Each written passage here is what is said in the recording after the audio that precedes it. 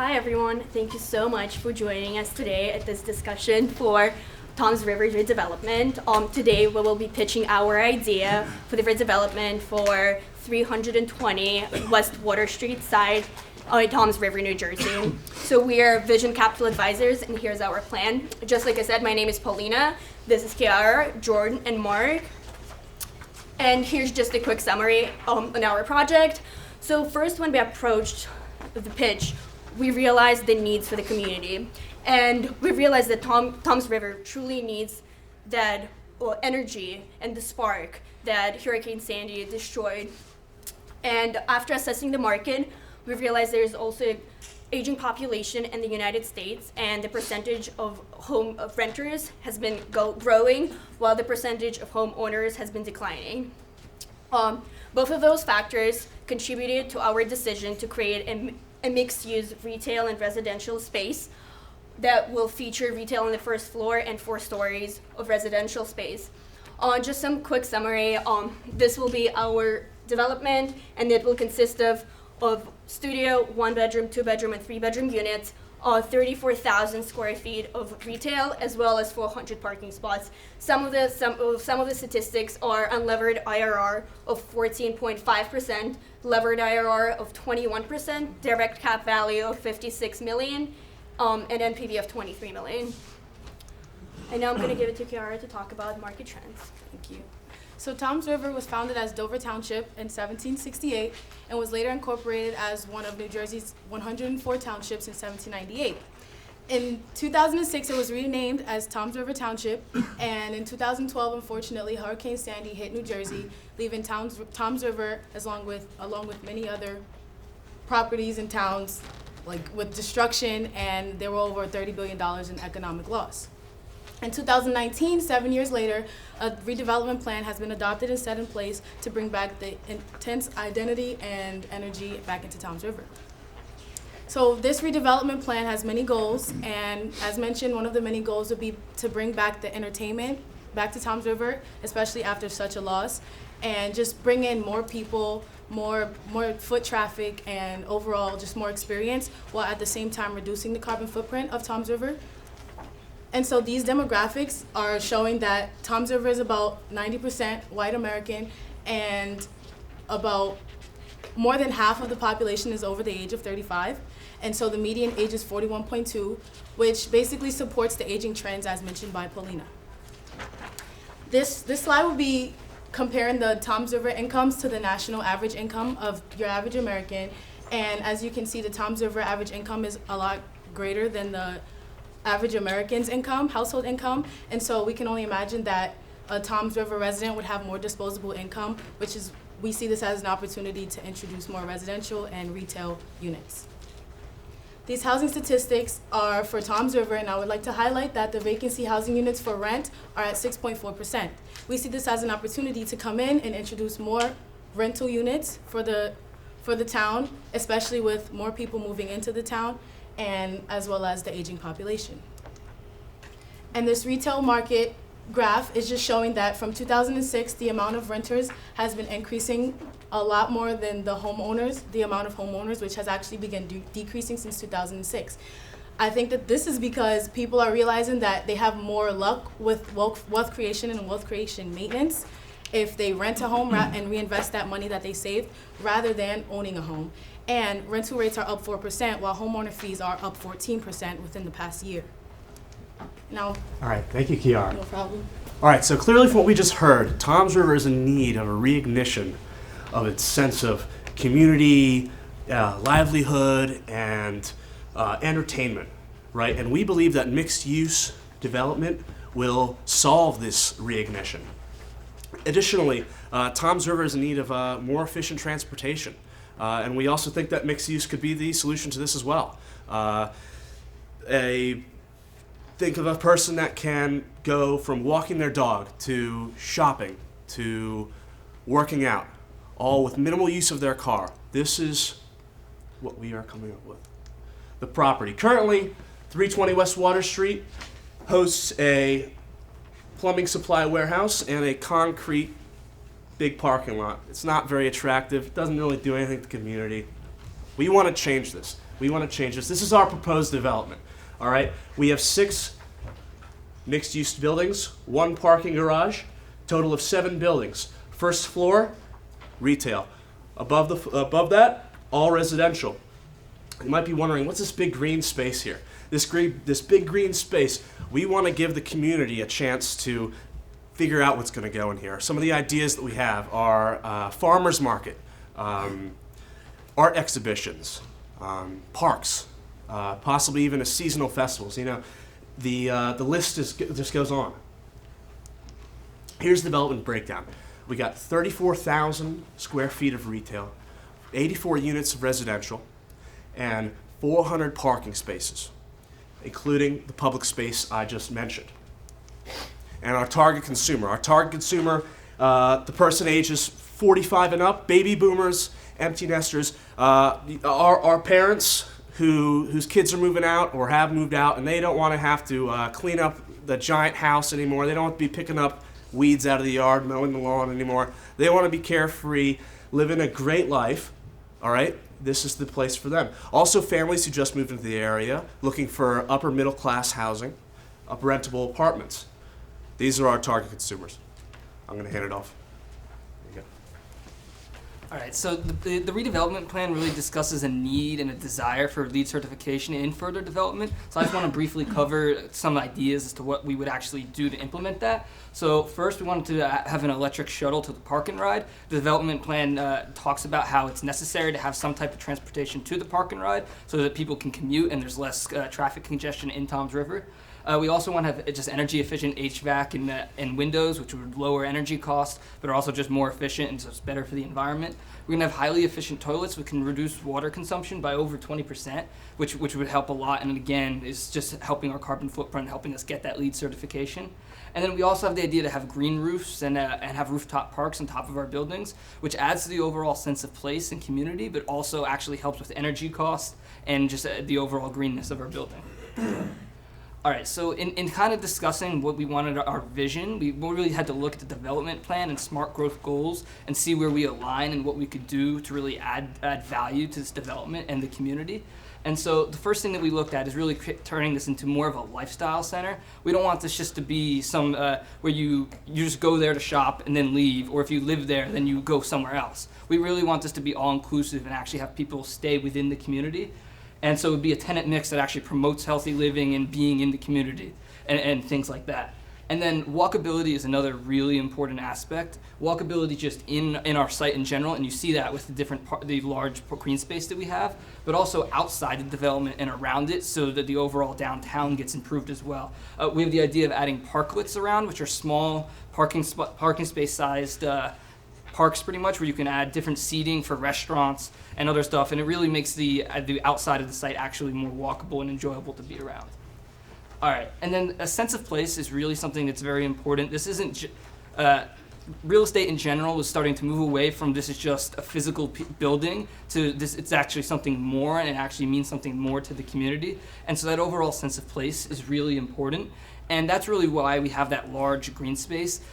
Sure, we could have built a huge building and really change what it looks like in Toms River, but by having this large green space, we really are adding to the sense of place and that people can actually make it their own, because we're not the ones who really are going to decide how people identify with our development. They're going to do that, and we want to give them the ability to do that. And that's really community engagement is key. That large green space can be used in many different ways, and we already have some ideas. The farmers market is a really great idea. We already actually have surface level parking to meet the zoning needs for having a farmers market, so that's something we could definitely do.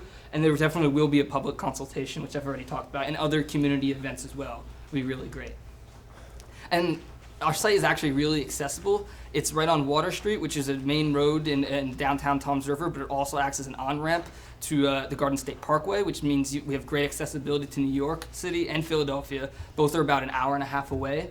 And we also talked about have the electric shuttle going to the park and ride, and the park and ride makes commuting to New York City very easy, which is really a good thing for our development. And now I'm going to talk a little bit about some comparable properties that we found. These aren't really comparable so much in financials as they really are in the feel of our property and what we really envision this looking like.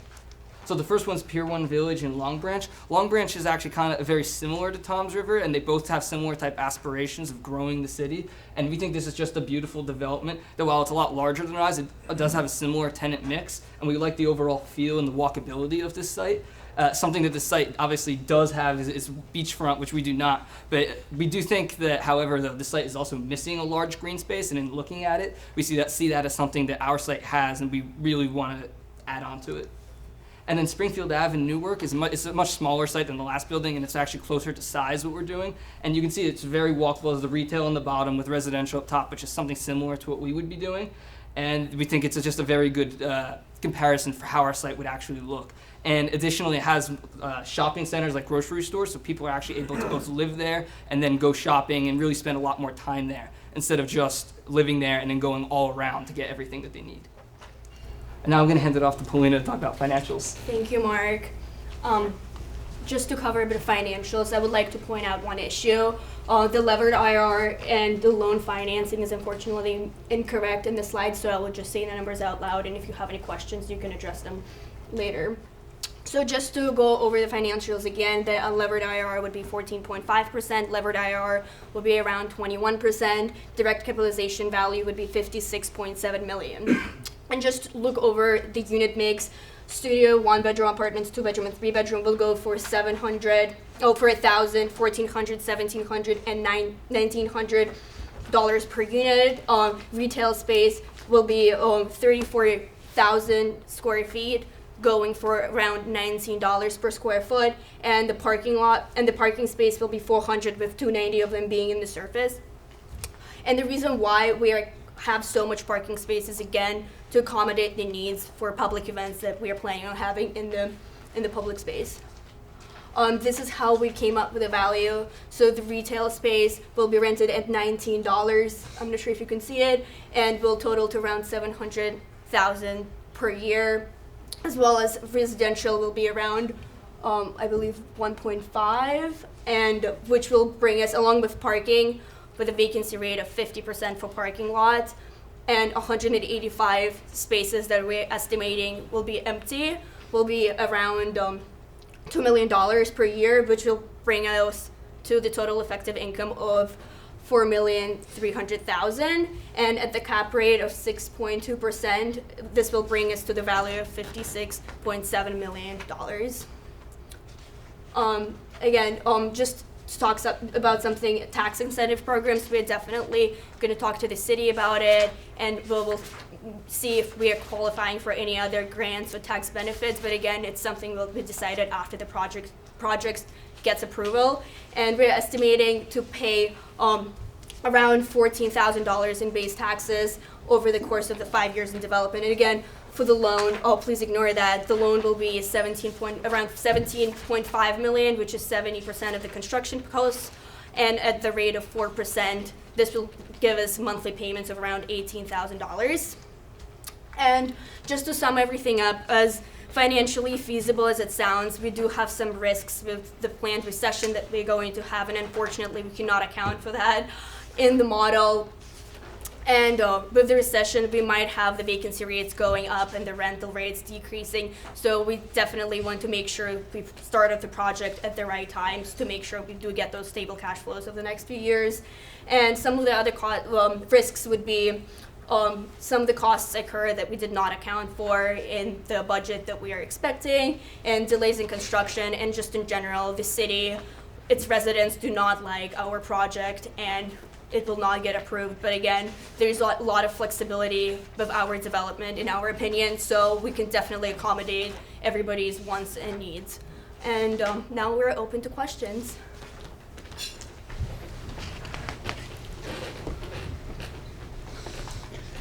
A couple of things. First, I'm not sure that your math is correct on your taxes.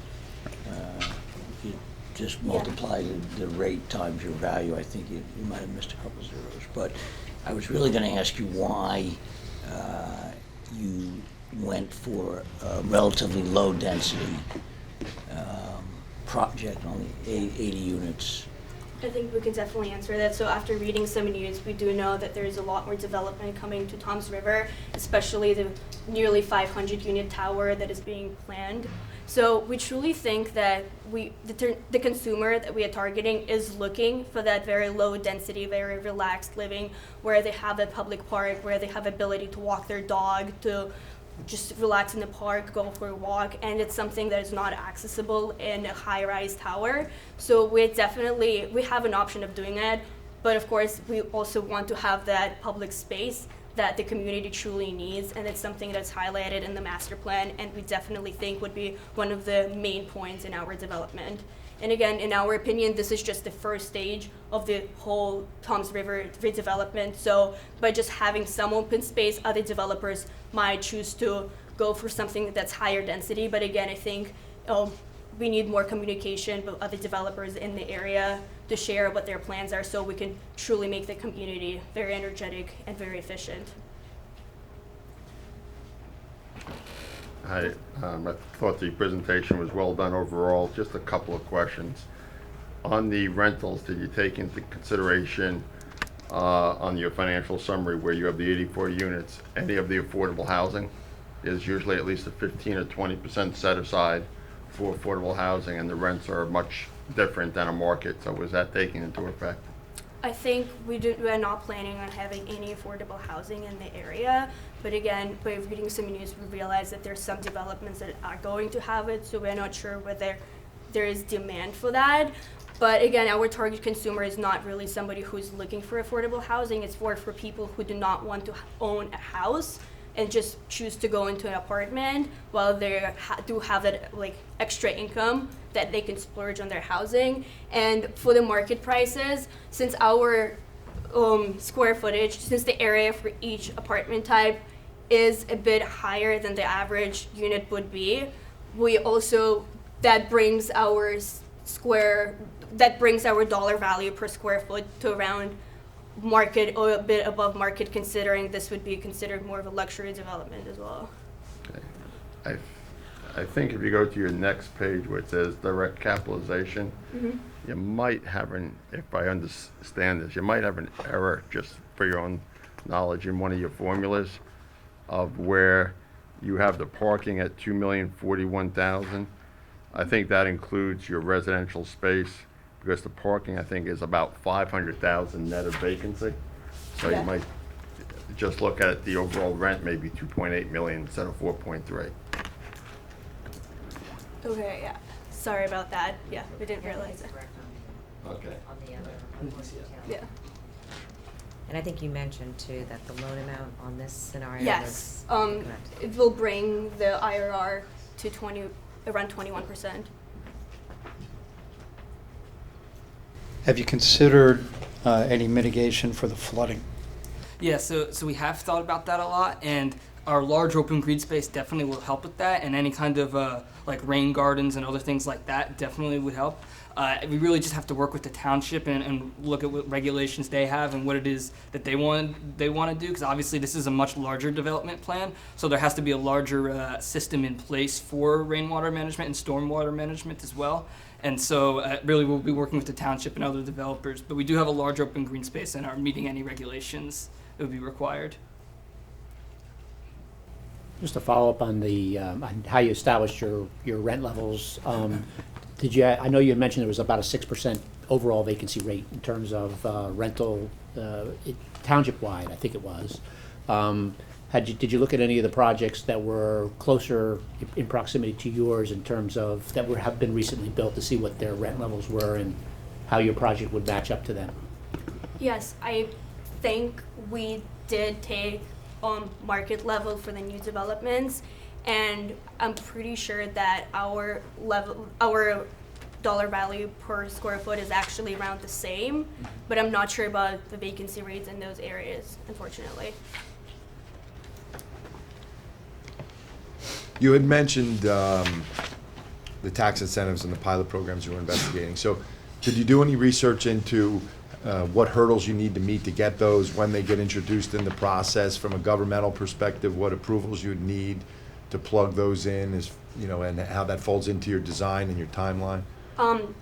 I think when we looked into the program, it does offer us tax benefits for the first 5 years of the development, where we will meet hurdles of, if the first year would be a 20%, I believe. Then it would be around 40%, 60, 80, and 100. But unfortunately, I do not know. I truly believe that the area qualifies for the pilot program, but I'm not sure whether there's any additional requirements to that. One more. I like the way you really thought about integrating the development into the community. I think you gave a lot of thought to what was happening around you and the timing, and I think that was wise. I was surprised, and you mentioned it, how big the apartments were. Did you look into the market to see if anybody's building those apartments? Because the rents, they get up there as you have to pay for all that square footage. Yeah, we looked into the average area, and I know especially for the studios, average studio is around 500 square feet, and we do have a lot more space for people that would be paying for and getting in a normal sized apartment.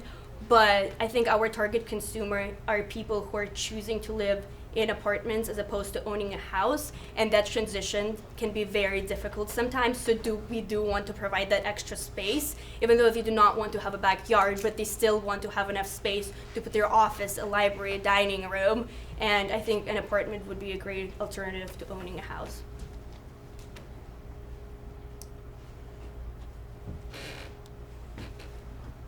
We're okay on time, but does anybody have any more questions? We're good?